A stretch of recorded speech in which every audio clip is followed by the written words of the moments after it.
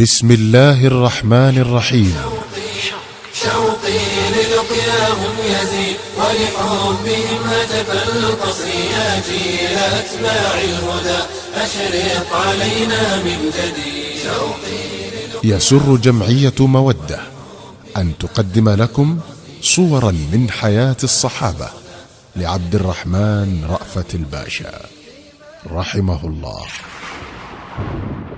سعيد بن عامر الجمحي رضي الله عنه. قادته الدنيا فمن قادوا ولا عرفوا المحيط، هم أسوة الإنسان في الأقوال والفعل السديد. كان الفتى سعيد بن عامر الجمحي واحدا من الآلاف المؤلفة الذين خرجوا إلى منطقة التنعيم في ظاهر مكة بدعوة من زعماء قريش ليشهدوا مصرع خبيب بن عدي أحد أصحاب محمد بعد أن ظفروا به غدرا. وقد مكنه شبابه الموفور وفتوته المتدفقة من أن يزاحم الناس بالمناكب، حتى حاذى شيوخ قريش من أمثال أبي سفيان بن حرب وصفوان بن أمية وغيرهما ممن يتصدرون الموكب. وقد أتاح له ذلك أن يرى أسير قريش مكبلا بقيوده، وأكف النساء والصبيان والشبان تدفعه إلى ساحة الموت دفعا لينتقموا من محمد في شخصه وليثأروا لقتلاهم في بدر بقتله. ولما وصلت هذه الجموع الحاشدة بأسيرها إلى المكان المعد لقتله، وقف الفتى سعيد بن عامر الجمحي بقامته الممدودة يطل على خبيب وهو يقدم إلى خشبة الصلب، وسمع صوته الثابت الهادئ من خلال صياح النسوة والصبيان وهو يقول: إن شئتم أن تتركوني أركع ركعتين قبل مصرعي فافعلوا. ثم نظر إليه وهو يستقبل الكعبة ويصلي ركعتين، يا لحسنهما ويا لتمامهما. ثم رآه يقبل على زعماء القوم ويقول: والله لولا أن تظنوا أني أطلت الصلاة جزعا من الموت لاستكثرت من الصلاة. ثم شهد قومه بعيني رأسه وهم يمثلون بخبيب حيا، فيقطعون من جسده القطعة تلو القطعة وهم يقولون له: أتحب أن يكون محمد مكانك وأنت ناج؟ فيقول والدماء تنزف منه: والله ما أحب أن أكون آمنا وادعا في أهلي وولدي وأن محمدا يوخز بشوكه. فيلوح الناس بأيديهم في الفضاء ويتعالى صياحهم أن اقتلوه اقتلوه. ثم أبصر سعيد بن عامر خبيبا يرفع بصره إلى السماء من فوق خشبة الصلب ويقول: اللهم أحصهم عددا واقتلهم بددا ولا تغادر منهم أحدا. ثم لفظ أنفاسه الأخيرة وبه ما لم يستطع إحصاءه من ضربات السيوف وطعنات الرماح. عادت قريش إلى مكة ونسيت في زحمة الأحداث الجسام خبيبا ومصرعه، لكن الفتى اليافع سعيد بن عامر الجمحي لم يغب خبيب عن خاطره لحظة. كان يراه في حلمه إذا نام، ويراه بخياله وهو مستيقظ، ويمثل أمامه وهو يصلي ركعتيه الهادئتين المطمئنتين أمام خشبة الصلب، ويسمع رنين صوته في أذنيه وهو يدعو على قريش، فيخشى أن تصعقه صاعقة أو تخر عليه صخرة من السماء. ثم إن خبيبا علم سعيدا ما لم يكن يعلم من قبل، علمه أن الحياة الحقة عقيدة وجهاد في سبيل العقيدة حتى الموت، وعلمه أيضا أن الإيمان الراسخ يفعل الأعاجيب ويصنع المعجزات. وعلمه أمرا آخر، هو أن الرجل الذي يحبه أصحابه كل هذا الحب إنما هو نبي مؤيد من السماء. عند ذلك شرح الله صدر سعيد بن عامر إلى الإسلام، فقام في ملأ من الناس وأعلن براءته من آثام قريش وأوزارها وخلعه لأصنامها وأوثانها ودخوله في دين الله. هاجر سعيد بن عامر إلى المدينة ولزم رسول الله صلوات الله وسلامه عليه، وشهد معه خيبر وما بعدها من الغزوات. ولما انتقل النبي الكريم إلى جوار ربه وهو راض عنه، ظل من بعده سيفا مسلولا في أيدي خليفتيه أبي بكر وعمر. عاش مثلا فريدا فذا للمؤمن الذي اشترى الآخرة بالدنيا، وآثر مرضاة الله وثوابه على سائر رغبات النفس وشهوات الجسد. وكان خليفتا رسول الله صلى الله عليه وسلم يعرفان لسعيد بن عامر صدقه وتقواه، ويستمعان إلى نصحه ويصيخان إلى قوله. دخل على عمر بن الخطاب في أول خلافته فقال: يا عمر، أوصيك أن تخشى الله في الناس ولا تخشى الناس في الله، وألا يخالف قولك فعلك، فإن خير القول ما صدقه الفعل. يا عمر، أقم وجهك لمن ولاك الله أمره من بعيد المسلمين وقريبهم، وأحب لهم ما تحب لنفسك وأهل بيتك، واكره لهم ما تكره لنفسك وأهل بيتك، وخض الغمرات إلى الحق، ولا تخف في الله لومة لائم. فقال عمر: ومن يستطيع ذلك يا سعيد؟ فقال: يستطيعه رجل مثلك ممن ولاهم الله أمر أمة محمد، وليس بينه وبين الله أحد. عند ذلك دعا عمر بن الخطاب سعيدا إلى مؤازرته وقال: يا سعيد، إنا مولوك على أهل حمص. فقال: يا عمر، نشدتك الله ألا تفتنني. فغضب عمر وقال: ويحكم، وضعتم هذا الأمر في عنقي ثم تخليتم عني، والله لا أدعك. ثم ولاه على حمص وقال: ألا نفرض لك رزقا؟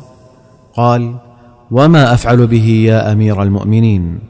فإن عطائي من بيت المال يزيد عن حاجتي. ثم مضى إلى حمص.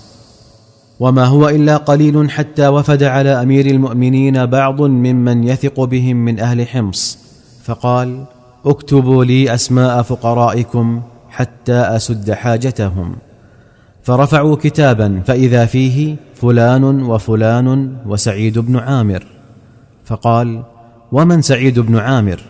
فقالوا: أميرنا. قال: أميركم فقير؟ قالوا: نعم، ووالله إنه لتمر عليه الأيام الطوال ولا يوقد في بيته نار. فبكى عمر حتى بللت دموعه لحيته، ثم عمد إلى 1000 دينار فجعلها في صرة وقال: اقرأوا عليه السلام مني، وقولوا له: بعث إليك أمير المؤمنين بهذا المال لتستعين به على قضاء حاجاتك. جاء الوفد لسعيد بالصرة، فنظر إليها فإذا هي دنانير، فجعل يبعدها عنه وهو يقول: إنا لله وإنا إليه راجعون، كأنما نزلت به نازلة أو حل بساحته خطب. فهبت زوجته مذعورة وقالت: ما شأنك يا سعيد؟ أمات أمير المؤمنين؟ قال: بل أعظم من ذلك. قالت: أصيب المسلمون في وقعة؟ قال: بل أعظم من ذلك. قالت: وما أعظم من ذلك؟ قال: دخلت علي الدنيا لتفسد آخرتي، وحلت الفتنة في بيتي. قالت: تخلص منها، وهي لا تدري من أمر الدنانير شيئا. قال: أو تعينينني على ذلك؟ قالت: نعم. فأخذ الدنانير فجعلها في صرر ثم وزعها على فقراء المسلمين. لم يمض على ذلك طويل وقت حتى أتى عمر بن الخطاب رضي الله عنه ديار الشام يتفقد أحوالها. فلما نزل بحمص، وكانت تدعى الكويفة، وهو تصغير للكوفة وتشبيه لحمص بها، لكثرة شكوى أهلها من عمالهم وولاتهم، كما كان يفعل أهل الكوفة. فلما نزل بها لقيه أهلها للسلام عليه، فقال: كيف وجدتم أميركم؟ فشكوه إليه وذكروا 4 من أفعاله، كل واحد منها أعظم من الآخر. قال عمر: فجمعت بينه وبينهم، ودعوت الله ألا يخيب ظني فيه. فقد كنت عظيم الثقة به. فلما أصبحوا عندي هم وأميرهم قلت: ما تشكون من أميركم؟ قالوا: لا يخرج إلينا حتى يتعالى النهار. فقلت: وما تقول في ذلك يا سعيد؟ فسكت قليلا ثم قال: والله إني كنت أكره أن أقول ذلك، أما وإنه لا بد منه، فإنه ليس لأهلي خادم، فأقوم في كل صباح فأعجن لهم عجينهم، ثم أتريث قليلا حتى يختمر، ثم أخبزه لهم، ثم أتوضأ وأخرج للناس. فقال عمر: فقلت لهم: وما تشكون منه أيضا؟ قالوا: إنه لا يجيب أحدا بليل. قلت: وما تقول في ذلك يا سعيد؟ قال: إني والله كنت أكره أن أعلن هذا أيضا، فأنا قد جعلت النهار لهم والليل لله عز وجل. قلت: وما تشكون منه أيضا؟ قالوا: إنه لا يخرج إلينا يوما في الشهر. قلت: وما هذا يا سعيد؟ قال: ليس لي خادم يا أمير المؤمنين، وليس عندي ثياب غير التي علي، فأنا أغسلها في الشهر مرة وأنتظرها حتى تجف، ثم أخرج إليهم في آخر النهار. ثم قلت: وما تشكون منه أيضا؟ قالوا: تصيبه من حين إلى آخر غشية فيغيب عمن في مجلسه.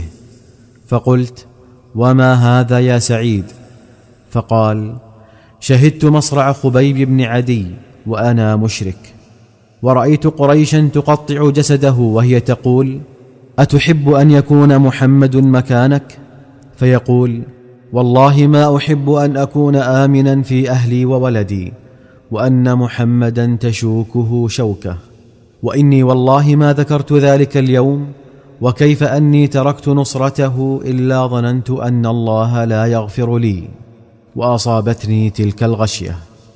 عند ذلك قال عمر: الحمد لله الذي لم يخيب ظني به.